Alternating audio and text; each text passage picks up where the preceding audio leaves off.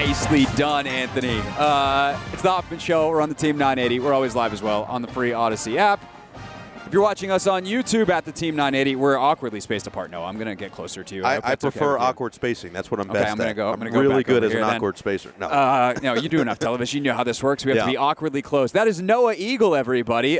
He is calling the Super Bowl for Nickelodeon. What a sentence. Yes. Yeah. Honestly, everyone keeps asking me, well, could you have ever imagined this? And no, why could I have imagined that this was going to happen? I don't understand. Did somebody 18 years ago think, you know what, one day the Super Bowl is going to be on Nickelodeon? I did think that for a second, but then I also thought they had Sweet Victory already, and that felt like a Super Bowl type environment. So maybe that was some foreshadowing. I don't know. All I know is I'm very excited. How different does a Nickelodeon like play-by-play preparation board look than a regular? Like if all of a sudden Nance gets sick and they're like, oh crap. Noah, we need you to fill in with Romo. Like, are you like, I'm not prepared for this. I need slime. I might be the one saying, ooh, I don't know, Jim. I don't know. It's very different.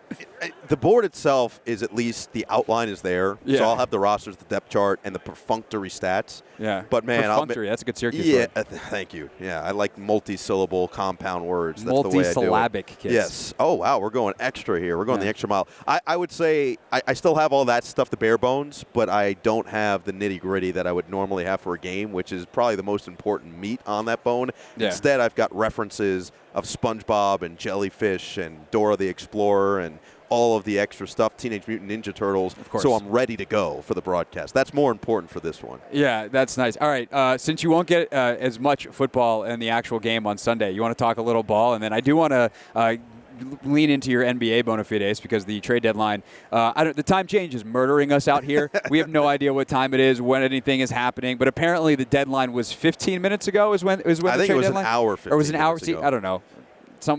The trade deadline happened. There's no more trades. It's over. So we will lean into some NBA stuff here in a second with Noah. But the consensus seems to be everyone's starting to lean into Kansas City with how they're playing as of late.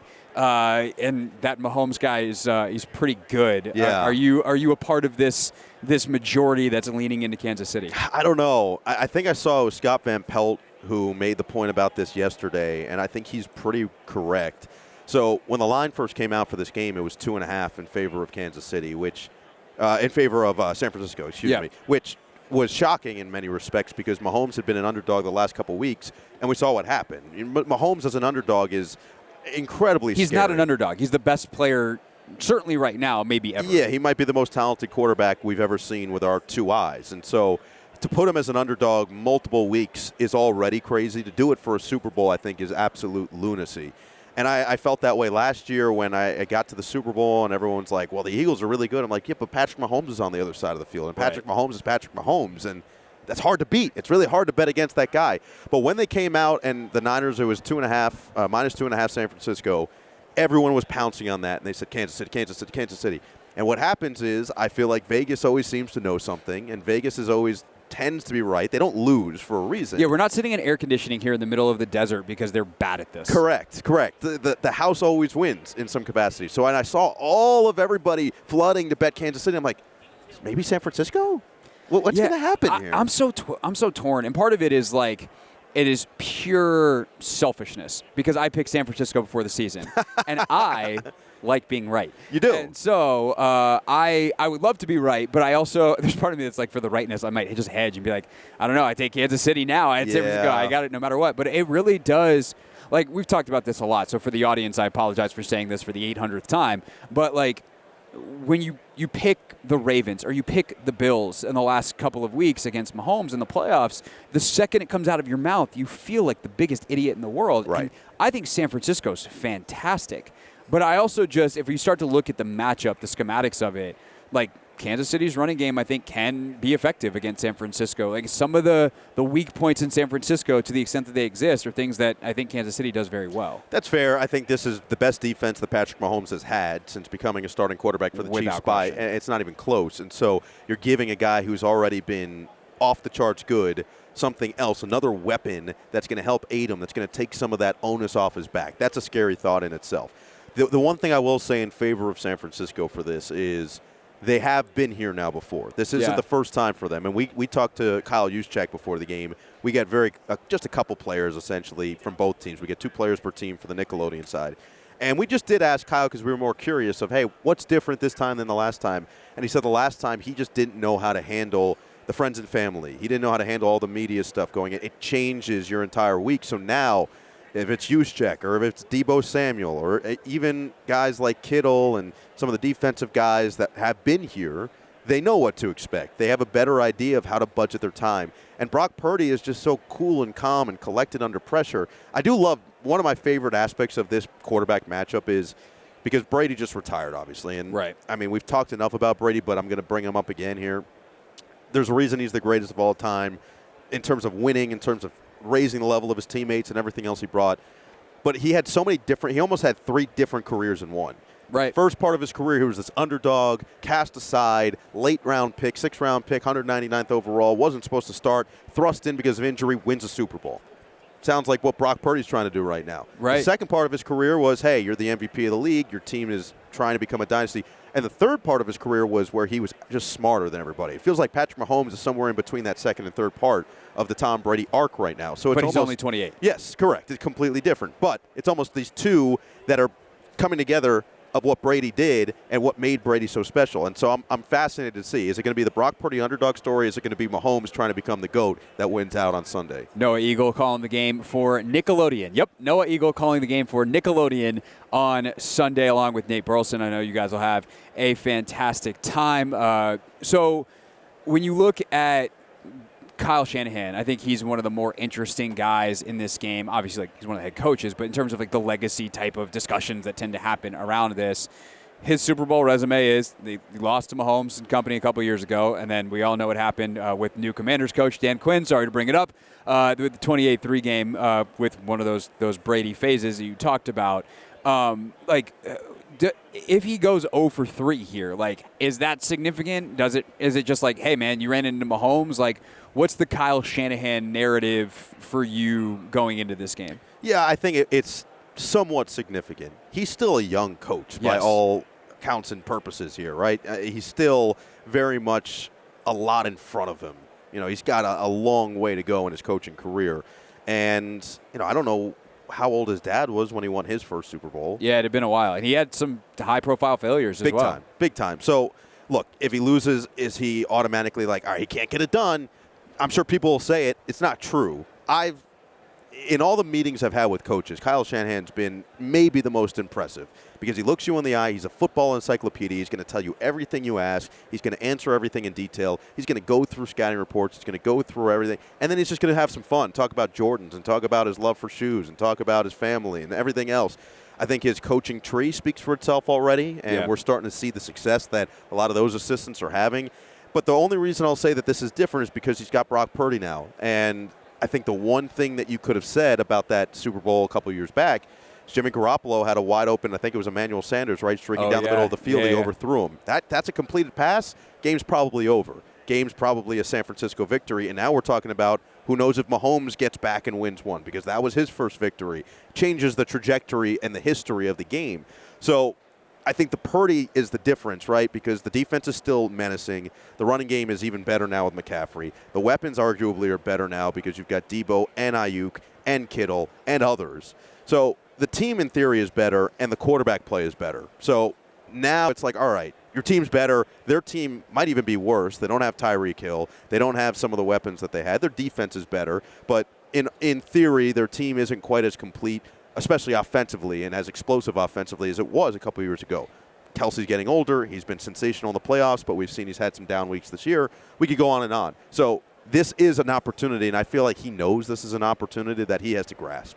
Yeah, no, I do think the having been there is a big thing for Kyle, and as you mentioned, for the team, there's just something about that of knowing, okay, this is what it's going to take. So we'll see on Sunday. Obviously, the game is on CBS for the main broadcast, but if you'd like to watch Noah call it on Nickelodeon, check that out. Flip over for a little bit. Will you guys carry like the halftime show too? Like, how's that work? Come on now. Oh yeah. I'll tell you a couple things. Okay. One, our game is going to be coming to you live from Bikini Bottom. So if you're a SpongeBob fan, that's a big deal. You know that. It's a big deal. Two, the game's going to start with none other than Sweet Victory. That's going to start the broadcast, which is a huge deal. Now the energy is going to be off the charts, and yes, we will have Usher as well. So it's a total package. There you go. All right, so that's on Nickelodeon. All right, Noah also NBA play-by-play, called Clippers games for a bunch of years on the radio. Now working on Yes Network for the Nets as well. So how surprised are you, as we just pop the NBA hats right on, that Kyle Kuzma and Tyus Jones are still Wizards, and we are talking after the trade deadline? I'm a little surprised, but I'm not completely shocked at the same time. Because you know Winger from I know Michael LA. well. Yeah, I know Michael well, and knowing Michael, he's meticulous and he doesn't get trigger happy. He's not going to just make a deal for the sake of making a deal. He's going to make a deal with the idea of how it's going to impact the team in the future. And I think that he knows they've got some pieces starting with Bilal, and Bilal's going to have to be a building block for them, and he's going to improve. I think it's really hard now in the NBA. I think we've gotten, and really every sport, but especially in basketball, we've gotten to this point where let's just look at the trajectory of two different guys, right? Bilal Coulibaly comes in as the youngest guy in the draft. He is raw. He was a late bloomer. He grew into his body a little bit, and you can see some of that raw ability, but he's young. Right. Now, in the current landscape of the NBA, we just saw this with Killian Hayes, which I think Killian Hayes is a different circumstance because he's kind of shown what he is already. There haven't been enough flashes. But even like Kobe White is a better example, right? Mm-hmm. Kobe White, top 10 pick out of college. He was a one and done, so he was really young coming in. And after year 3, everyone's like, I don't know. Like, is Kobe White really going to be a guy who can impact a roster, can help winning or any of that? And this year he's having a breakout season, one of the most improved players in the league. He's 22 years old. Right. He's still so young. Versus a guy in Herb Jones who comes out, or even Terrence Mann, better example. Terrence Mann was 22, 23 by the time the season started. His rookie season started. He was a second-round pick, and he barely played as a rookie. And most people, and I saw it, I was with the Clippers at the time, most people around, not in the organization, but around, right, fans and other media, and whatever, they're like, well, Terrence Mann's never going to play for them. Well, then Terrence Mann the next year scored 39 points to send them to the Western Conference Finals. Right. So it's interesting because he's a guy who was older and developed quick into a year, but you don't look at those guys the same anymore. And I think Michael Winger, who was someone who was instrumental in bringing Terrence Mann in, who was someone that was instrumental in really finding some of those younger players like a Shai Gilgeous-Alexander, he was huge on SGA and wanted to do everything in his power to keep him on the Clippers, as did Lawrence Frank. But they were big-time talent evaluators. So the reason I don't think I'm shocked is because I think he looked at it and said, I can't get enough for the future of this organization. Right. To put the future of this organization, I can get enough for right now, but that's not what this team needs right now. This team needs more moving forward. So he's going to hold on to his pieces and understand that leverage comes with time, and leverage comes with circumstance, and that circumstance and time could change. I think the other factor here is leverage comes with a market that actually can give you what you want. Exactly. And I don't think that people fully realize how many picks are locked up that get unlocked at the draft. Correct. Like Kyle Kuzma, like the number of teams that are able to offer a first-round pick or 2 first-round picks or some whatever Michael Winger's price is very small right now. Draft comes around, that next wave of picks gets unlocked. Some things get paid off in trades that are tying up picks. Like the market right now, I'm not surprised that a lot of movement didn't. I mean, there's still obviously some big moves. Buddy Hield, probably the biggest one of the day, going to Philadelphia. Can he help keep them afloat while Joel is out? But I am not surprised with how many contenders have already made deals in the past that have draft capital tied up that we didn't see some more names move today. Yeah, and that's hard because you don't think of that stuff because maybe it happened 2-3 months ago, or maybe the big contract is limiting something like that because now a team's saying, okay, if we trade for this guy, we're going to have to try to pay him at the end of the season. We're not going to have the money for it, and then we're just giving up these assets for nothing. So there are circumstances that call for it. This was, to your point, one of the less volatile trade deadlines, I feel like, of the last couple of years. Not a ton of big names that were moved anyway. And so for the Wizards, the best thing that they can do is be patient because they don't – I understand that everyone's impatient. Everyone wants instant gratification. So everyone wants this organization to improve quickly and rapidly.